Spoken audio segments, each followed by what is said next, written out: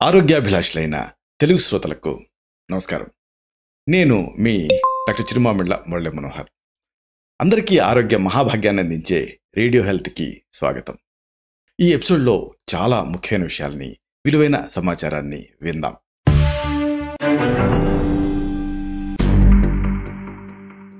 ఈ రోజుల్లో 100కి దాదాపుగా 95% మంది కంప్లైంట్ చేసేది హెయిర్ ఫాల్ గురించి.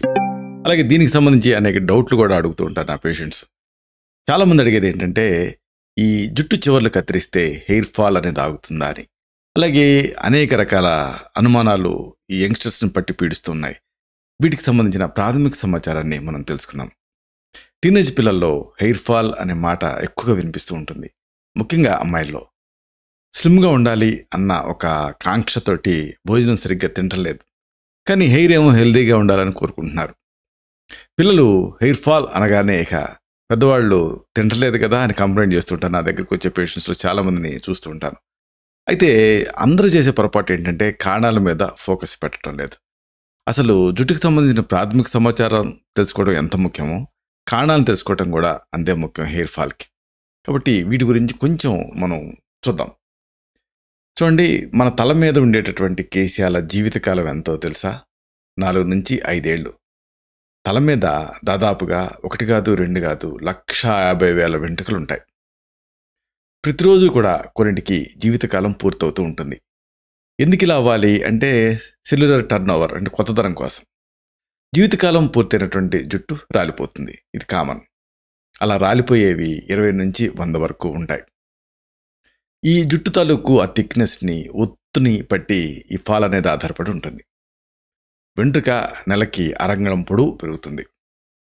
అంటే ఏడాది కాలంలో 6 అంగుళాలు ఈ వెంట్రుక అనేది పొడుగు పెరుగుతుంది. అయితే ఇది మామూలు వ్యక్తులలో. ఇది కొంతమందికి మారుతూ ఉంటుంది, అంటే వ్యక్తికి కొంత మారుతూ ఉంటుంది. మళ్ళీ ఇది కూడా పోషకాహారం, మంచి నిద్ర, పరిశుభ్రత, జన్యుపరమైన అంశాలు, అలాగే జుట్టు పెరిగే తీరు, వీటన్నిటి మీద ఈ హెయిర్ ఫాల్ అనేది ఆధారపడి ఉంటుంది. సాధారణంగా మనం జుట్టు చివర్లని 2 అంగుళాలు లేదా 4 అంగుళాలు కత్తిరిస్తూ ఉంటాం. ఇది ఎందుకు అంటే, స్ప్లిట్ ఎండ్స్ని నివారించడానికి, హెయిర్ స్టైల్ చక్కటి షేప్ రావడానికి ఇలా చేస్తూ ఉంటాం. అయితే కొద్ది నెలలకే ఆ జుట్టు కత్తిరించిన మేర తిరిగి పెరుగుతూ ఉంటుంది కదా. మనం ఫ్రీక్వెంట్గా హెయిర్ కటింగ్ ఎందుకు చేయించుకుంటూ ఉంటాం అంటే, అది పెరుగుతూ ఉంటుంది. ఇక ఇది చూసి కొంతమంది అసలు కత్తిరించకుండా ఉంటే అది అలా అలా అలా అలా పొడుగు పెరుగుతూనే ఉంటుంది కదా అని అనుకుంటూ ఉంటారు. కానీ ఇది అపోహ మాత్రమే. ఇక్కడ ఒక కీలకమైన విషయం ఉంది. మనిషి పొడవు జన్యువుల మీద ఆధారపడినట్టుగానే జుట్టు పొడవు కూడా ఆ జన్యువుల మీద ఆధారపడి ఉంటుంది. పోషకాహారంతో పాటు జాగ్రత్తలు తీసుకుంటే ఇది కొంచెం హెల్తీగా ఉంటుంది. అంతే తప్ప కత్తిరించినంత మాత్రాన జుట్టు అలాగా మీరు అది పెరగదు, కత్తిరించకుండా ఉన్నంత మాత్రాన అది ఆగదు.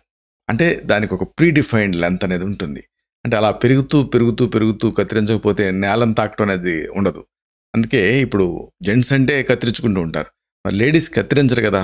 వాళ్ళకి అలా పొడుగు పెరిగిపోయి నేలను తాకదు కదా. కేశానికి దానికంటూ నిర్ణీత పెరుగుదల తర్వాత విశ్రాంతి దశలోకి వెళ్తుంది. విశ్రాంతి దశలో కొన్నాళ్ళు ఉన్న తర్వాత అది రాలిపోతుంది. అంటే ఈ కేశాలకి గ్రోయింగ్ పీరియడ్, రెస్ట్ పీరియడ్ పూర్తయిన తర్వాత రాలిపోతాయి అని మనం అర్థం చేసుకోవాలి. అలా రాలిపోయినటువంటి 6 నెలల్లోపే ఆ రూట్లో కొత్త వెంట్రుక అనేది పుట్టుకొస్తుంది. ఇది హెయిర్ సైక్లింగ్. ఈ చక్రంలో రాలిపోయినటువంటి స్థానంలో జుట్టు రాలేదనుకోండి, దానిని వైద్యపరంగా హెయిర్ ఫాల్ అని చెప్తాం. ఇది ఎలా తెలుస్తుంది అంటే, జుట్టు రాలిపోయిన తర్వాత కుదురులో కొత్త వెంట్రుక పుట్టలేదనుకోండి, క్రమంగా ఆ జుట్టు అనేది పలచబడిపోతుంది.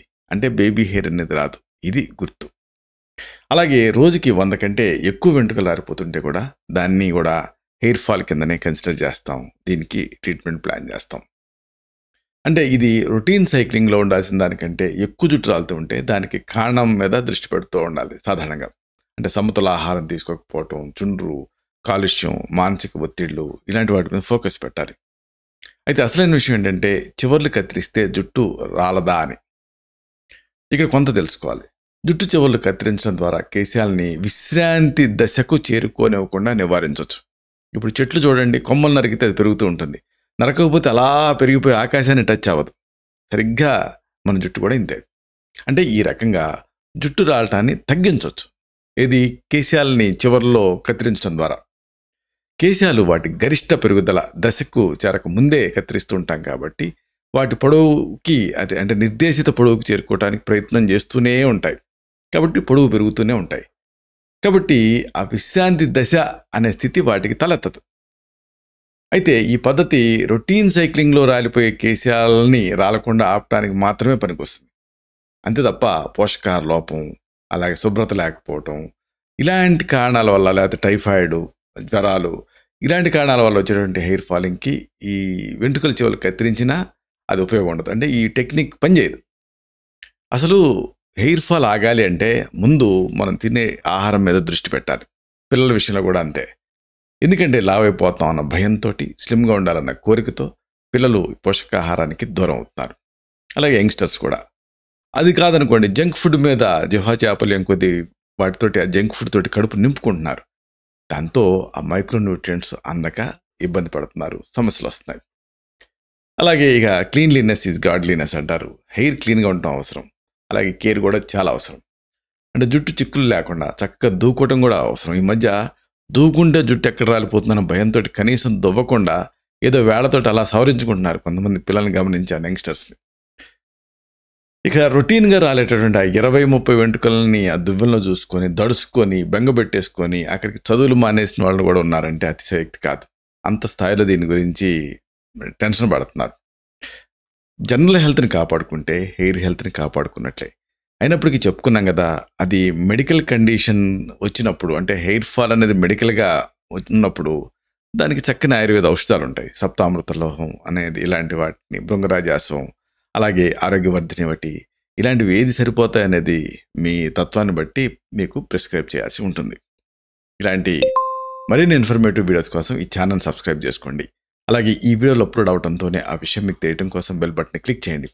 అన్నిటికంటే ముఖ్యంగా ఇలాంటి చక్కటి అద్భుతమైన విషయాలు 10 మందికి ఉపయోగపడటం కోసం ఈ వీడియో తాలూకు లింక్ని మీ సర్కిల్స్తో షేర్ చేసుకోండి.